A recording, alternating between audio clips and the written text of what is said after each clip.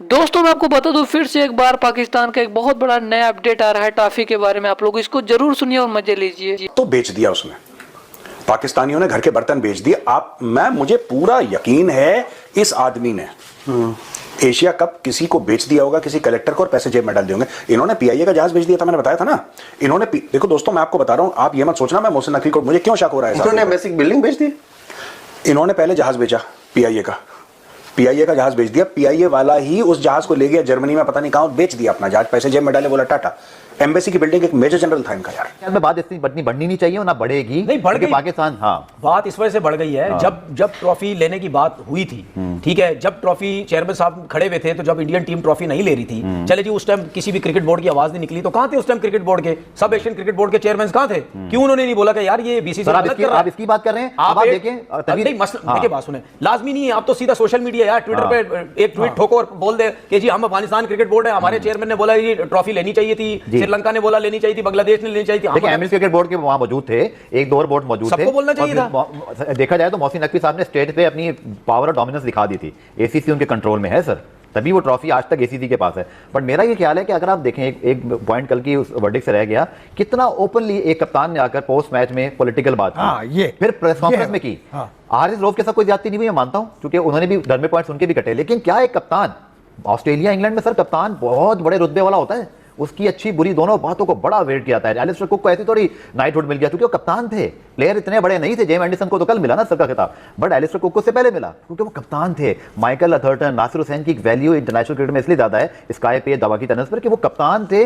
बहुत इज्जत और तकरीम की बात होती है। आपके कप्तान ने इतना बड़ा वायलेशन किया और आपने 30% फाइन करके मामले को दबा दिया। आपने मतलब ये आखिरी बात, कल को आपने शाहीन के लिए फिर राह पार कर दी ना, फिर शाहीन अफरीदी या हमारा सलमान आगा कप्तान जो T20 के, या शान मसूद, फिर वो भी कोई सियासी बात करते 30%। आपको एग्जांपल सेट करनी चाहिए थी। आप इसको रोक देते, यहाँ पर एक मैच का फाइन लगाते आप सूर्या कुमार यादव पर, कि आपने ये बात कैसे की?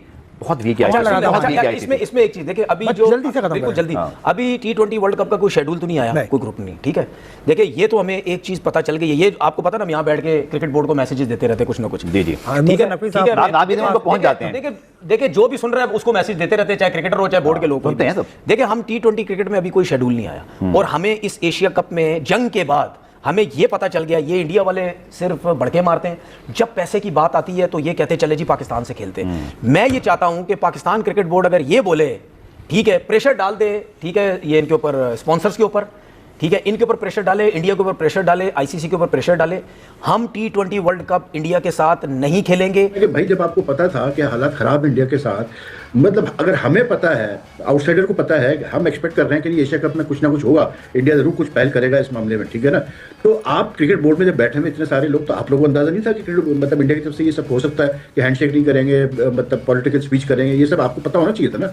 फिर दूसरा आप देखें एशिया कप में जो चीज़ें हुई उसमें आप मतलब सवाल उठता है कि भाई सूर्या कुमार यादव ने जो करना था कर दिया, ठीक है, एक्सपेक्टेड था, ये कोई नई पाकिस्तान को सरप्राइज नहीं होना चाहिए था, ठीक है। उल्टा इसके है कि आप अपने कप्तान को बोलेंगे भाई जाओ तुम भी बोलो इसके ऊपर, तुम भी अब खुल के बात करो, सियासी तुम भी बताओ कि ये हो रहा है।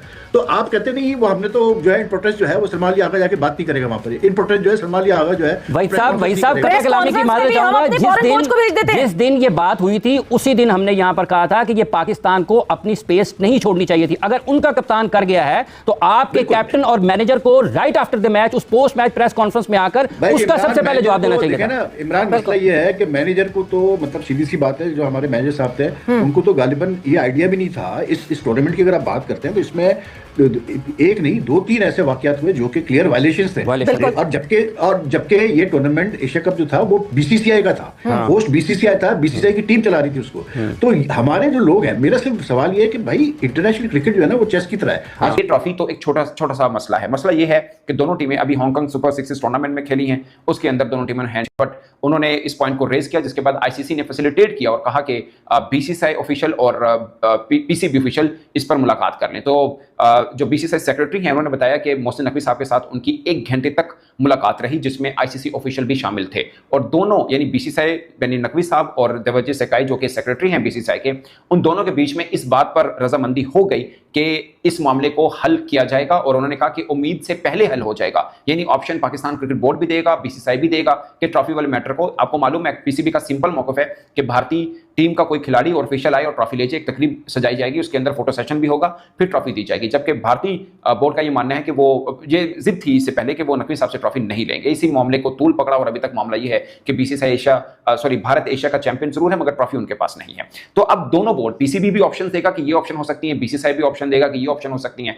मिसाल के तौर पर ये मैं अपनी एक छोटी सी नाकिस राय दे रहा हूं कि फर्ज किया बीसीसीआई ये कहे कि ठीक है आप इस बार ट्रॉफी देते हैं, अभी जूनियर एशिया कप हो रहा है जो इमर्जिंग का, अगर हमारी टीम जीतती है तो हम आपसे इस बार ट्रॉफी ले लेंगे। आई डोंट नो कि क्या मतलब ऑप्शंस हो सकती हैं, 2-4 ऑप्शन जो भी हों, मे बी मोर्नी मोर्कल भी उनके बीसीसीआई को ऑफिशियल हैं बट वो भारतीय नहीं है, उनको भेजा जाए कि जाके आप ट्रॉफी ले आए। आई डोंट नो क्या ऑप्शन हो सकती हैं, बट ये ऑप्शन अभी फ्लोट होनी है फ्रॉम पीसीबी से, फ्रॉम बीसीसीआई कि क्या ऑप्शन है, और उसके बाद दोनों एग्री करेंगे तो ट्रॉफी वाला मामला हल हो जाएगा। मगर इंपॉर्टेंट बात ये नहीं है कि ट्रॉफी वी वाला ट्रॉफी का मामला हल और खत्म। असल में ये ट्रॉफी तो एक छोटा सा मसला है। मसला ये है कि दोनों टीमें अभी हांगकांग सुपर 6 टूर्नामेंट में खेली हैं, उसके अंदर दोनों टीमों ने हैंडशेक नहीं किया। हैंडशेक से भी बढ़ के इशू ये है कि अब फिर अब राइजिंग स्टार जो कि एशिया क्रिकेट काउंसिल का ही टूर्नामेंट है, जो इससे पहले इमर्जिंग एशिया कप के नाम से मशहूर था, अब राइजिंग स्टार चैंपियनशिप के नाम से हो रही है। इसका डिफेंडिंग चैंपियन अफगानिस्तान है, बट नो वन नोस कि इंडिया भी फाइनल पहुंचता है। फर्ज किया वो फाइनल जीत जाता है और फिर नकवी साहब आते हैं, क्योंकि एशिया के सरबराह तो नकवी साहब हैं, और फिर आए वो कहें कि हमने कि भाई जब आपको पता था कि हालात खराब इंडिया के साथ, मतलब अगर हमें पता है,